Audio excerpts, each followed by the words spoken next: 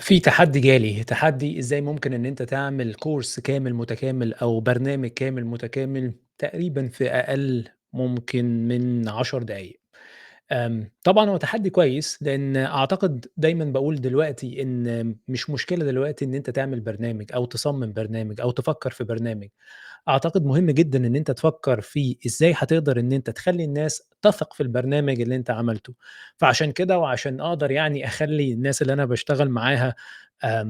تصدّق إن الموضوع هيبقى سهل جدًا خلال الفترة الجاية إن أنت تعمل برنامج كامل في أقل من 10 دقايق، وإن اللعبة كلّها اتغيّرت، وإن المهنة كلّها اتغيّرت، وإزاي إن أنت تقنع الناس بالبرنامج بتاعك مش بس إن أنت تصنعه، هي دي بقت اللعبة الأهم خلال الفترة اللي جاية. فحبيت أقول لكم يعني work flow أنا دايمًا باشتغل بيه، والwork flow ده يعني عملت AI work flow يخلّيك إن أنت تعمل برنامج كامل في 10 دقايق.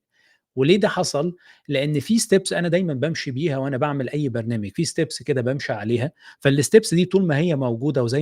دايمًا باقول يعني لنفسي أو لأي حد تاني، لو أنت عايز تبقى شاطر في الautomation محتاج إن أنت تبقى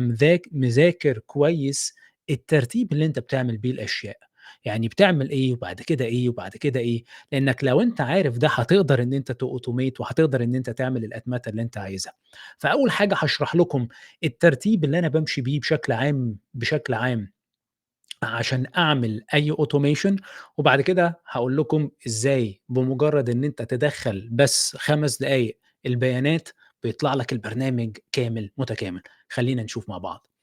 أول حاجة زي ما أنتم شايفين طبعًا هنا بتدخّل التفاصيل بتاعتك، بس أكيد وأنت بتشتغل أنت مش بتدخّل التفاصيل بتاعتك في الأول، أنت في الأول بتحاول إن أنت يعني تذاكر مع نفسك، بس الحاجة التانية اللي أنتم زي ما أنتم شايفين analyze reference لو أنت مثلًا عندك reference في دماغك أو أنت عندك مثلًا بتشوف competitors بتشوف مين منافسين، مين اللي بيقدّم حاجة قريبة للي أنت عايز تعملها، دي بتبقى حاجة مهمة جدًا، بتبقى محتاج إن أنت تعملها قبل ما تعمل البرنامج بتاعك، وبتبدأ بعد كده identify الgaps، إيه الgaps اللي موجودة عندهم، وإيه الgaps اللي أنت تقدر يعني البرنامج بتاعك يقدر إن هو يحلّها، وبعد كده بتعمل research على الgaps دي، لإن لو في مثلًا gaps أو في يعني نقاط ضعف موجودة عند المنافسين، أنت بتحاول إن أنت تحل نقاط الضعف دي، طب أنت لو مش عارف إزاي تحل نقاط الضعف، فأنا باروح أعمل إيه، باروح أعمل research إزاي إن أنا أحل مواطن الضعف دي أو نقاط الضعف، عشان أقدر إن أنا أحطها في المنتج بتاعي، وبعد كده بابدأ إن أنا أختار الmodules بتاعتي الأساسية. الmodules بتاعتي الأساسية بابدأ أختارها، وبعد كده باعمل الlessons وبعد كده بعد ما باعمل الlessons أو الدروس اللي تحت الmodules يعني ممكن الmodules دُولة زي شباتر الكتاب، الchapter الأول والchapter التاني and so on. جوّه الchapter بيبقى في فصول، وتحت الفصول بيبقى في كلمات. نفس الموضوع، إن هو ده الchapter بتاعك أو الأسماء الchapters بتاعتك، وبعد كده الفصول المختلفة، وبعد كده اللي هتحط إيه تحت الفصول، وهاقول لكم هنا باحط إيه تحت الفصول. بعد كده ودي على فكرة المرحلة اللي بعد كل ده، باختار العنوان المناسب للبرنامج، لأن البرنامج من وجهة نظري مش باختار له الاسم بتاعه من الأول، ولكن بعد أمّا باشتغل باحاول إن أنا أختار اسم البرنامج، وبعد كده باختار هنا إيه اللي بقى هنا بيبدأ بقى السوشيال ميديا، إيه الchannels اللي أنا هاعمل عليها السوشيال ميديا، وبابدأ إن أنا أختار إيه الchannels هاعمل عليها السوشيال ميديا، أو هابدأ إن أعمل promotion للبرنامج ده، وهنا بابدأ إن أنا أكتب الposts اللي هتبقى موجودة للبرنامج، فأنا كمان حطيتها هنا. الحاجة الوحيدة اللي مش موجودة هنا هي فكرة الfunnel، بس دي طبعًا صعب إن أنا أشرحها، ممكن أشرحها في مناطق تانية أو في أجزاء تانية. فهنا على الأقل بيبقى الpost بيتكتب اللي بيشرح البرنامج، فبمجرد أنت بتعمل فقط إن أنت بتكتب خلّيني أدّي لكم مثال مثلًا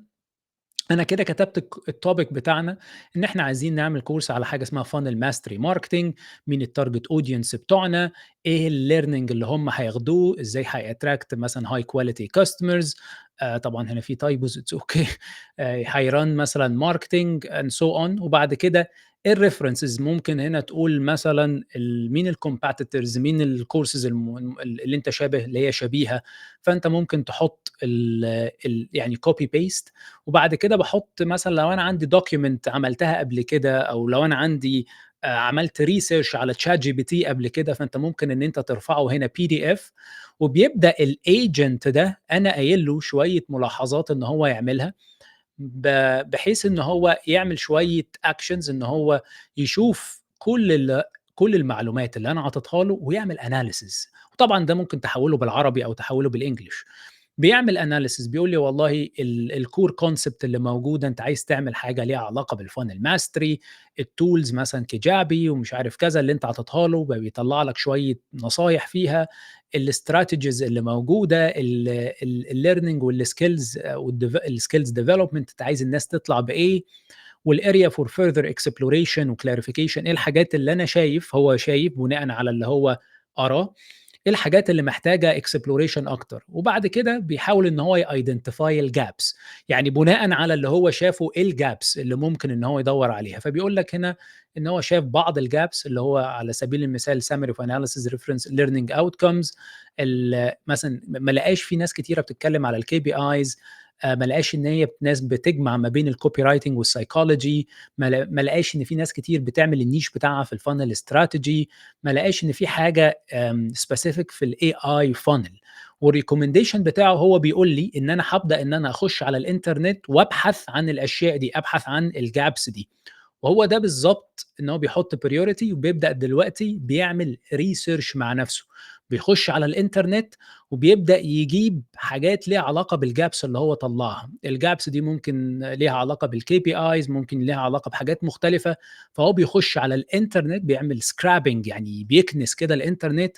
وعلى حسب الgaps اللي هو طلّعها فوق بيبدأ إن هو يبحث عنها، وبعد كده بيبدأ إن هو يحط الإيه الmodules المختلفة. فقال لي الmodule الأولاني بتاعك يا مروان هيكون حاجة اسمها foundations of high converting funnels. الmodule التاني اسمه crafting compiling copy and offers. الmodule التالت building and automating your marketing machine. الmodule الرابع والmodule الخامس. وأنا كاتبه بالEnglish لأن المفروض الcompany اللي أنا هاعمل فيها البرنامج ده هم company يعني هم يعني ما عندهمش مشكلة إن أنا أعمل كل الdata بالEnglish، بس زي ما أنا قُلت ممكن إن أنا أعمله بالعربي أو ممكن أعمله بالEnglish. بيبدأ بعد كده يدّيني هنا lessons، إيه الlessons المختلفة داخل كل واحد، فكل واحد بيقول لي إن ده الموديول الكبير ودي الlessons المختلفة اللي أنت هتتكلم عنها، طبعًا ملخص، بس أنا مش عايز بس الملخص، أنا عايز الcontent بتاع كل lesson، فكل lesson بيدّيني الcontent بتاعة كل lesson هتقول إيه والprerequisite يعني لو أنت ممكن في ناس بتطلب منك حقيبة يعني بيسموها حقيبة تدريبية، فتقدر تعملها في 5 دقايق.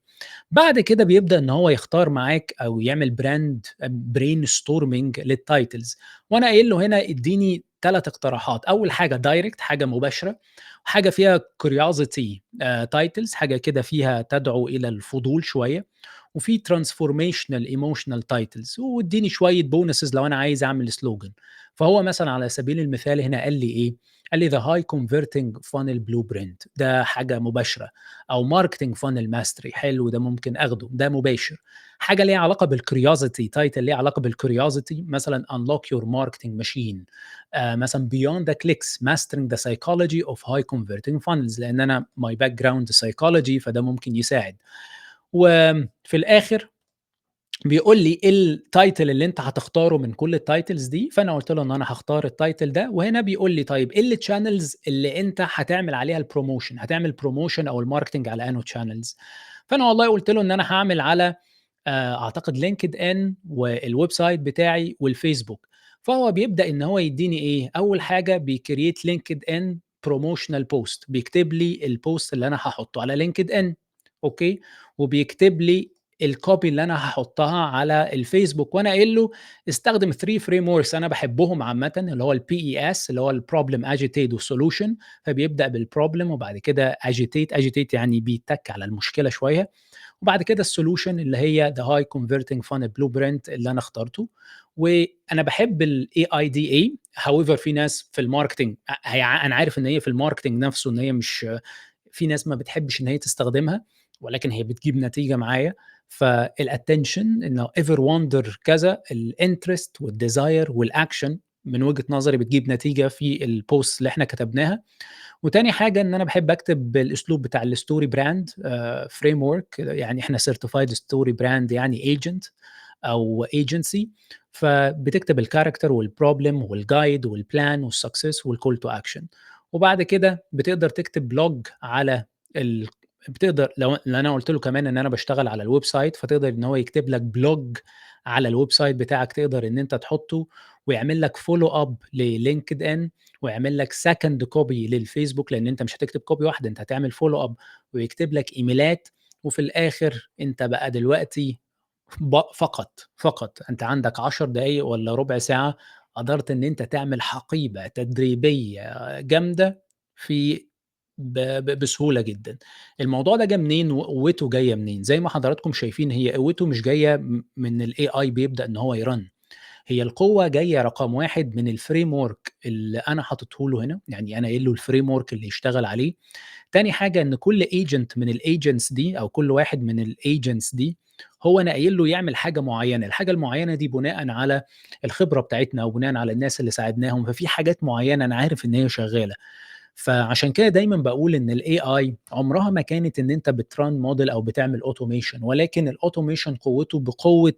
الtest اللي أنت عملته، وبقوة الexperience اللي عندك. فأفضل واحد بيقدر إن هو يعمل system هو أفضل واحد هيقدر يعمل automation. فلو أنت حابب إن أنت تستخدم ده، أنا أعطي لك access ممكن إن أنت تعمله مرّة واحدة، بحيث إن أنت تtest وتtry مرّة واحدة في اليوم. فلو أنت interested هتلاقي link تحت في الdescription أو هتلاقي link somewhere ممكن تخُش وتبدأ إن أنت تجرّبه على أي برنامج، أي course أنت عايز تعمله، وتبدأ ويبدأ يدّي لك كل التفاصيل دي، ممكن بالعربي أو ممكن بالEnglish أو ممكن إن أنت تاخد الكلام اللي هنا بالEnglish وتحطّه في حتّة تانية بالعربي أو من جوّه نَفْسه. لو أنت دخلت على أي واحد فيهم مثلًا على سبيل المثال ده، ورُحت على سبيل المثال للجزء اللي تحت هنا هيقدر يقول لك إن give follow up feedback، فهتبدأ إن أنت تقول له feedback وتقول له مثلًا translate that into Arabic. أوكي، ابدأ قُل له مثلًا ترجم ده بالعربي، فهيبدأ إن هو يترجمه لك بالعربي ويدّيه لك بالعربي زي ما أنت شايف بالضبط، فهيبقى الكلام بالعربي تقدر إن أنت تستخدمه عربي أو English. ويبقى كده أنت خلّصت البرنامج بتاعك كُلّه. زي ما أنا قُلت اللعبة كُلّها مش إن أنت تعمل برنامج، اللعبة كُلّها في إن أنت طبعًا إزاي تعمله، وإزاي تربّطه ببرامج أخرى تقدر إن هي تفيدك، وإزاي إن أنت كمان تقدر إن أنت تبيعه وتعمل عليه funnel أو منظومة تسويقية. فهتلاقوا الlink إزاي تستخدمه تحت، ولو أنت مهتم إن أنت تjoin معانا في uplift your copy وإن أنت to master your funnel في course بتاعنا هيبقى موجود إن شاء الله. تقدر إن أنت برضه هتلاقي الlink بتاعه موجود تحت في الdescription، تقدر إن أنت to join معانا، وهتلاقي بقى كل الplatforms وكل الAI workflows اللي إحنا بنقدّمها دي موجودة for free. أكتر من 10 AI workflow تقدر تساعدك وتستخدمها كل يوم، كل ساعة، بالإضافة طبعًا إلى الcourses المختلفة اللي إحنا بنقدّمها والcommunity. شكرًا جزيلًا ليكم، ولو أنت مهتم إن أنت تشوف إزاي ممكن قدرنا نعمل campaign وإزاي قدرنا إن إحنا نستخدم الfunnel عشان نعمل campaign في شهر واحد جابت لنا الحمد لله، الحمد لله أكتر من يعني 6 figures، هتلاقي في فيديو موجود تقدر إن أنت تبُص عليه، ونشوفك دايمًا على خير. شكرًا.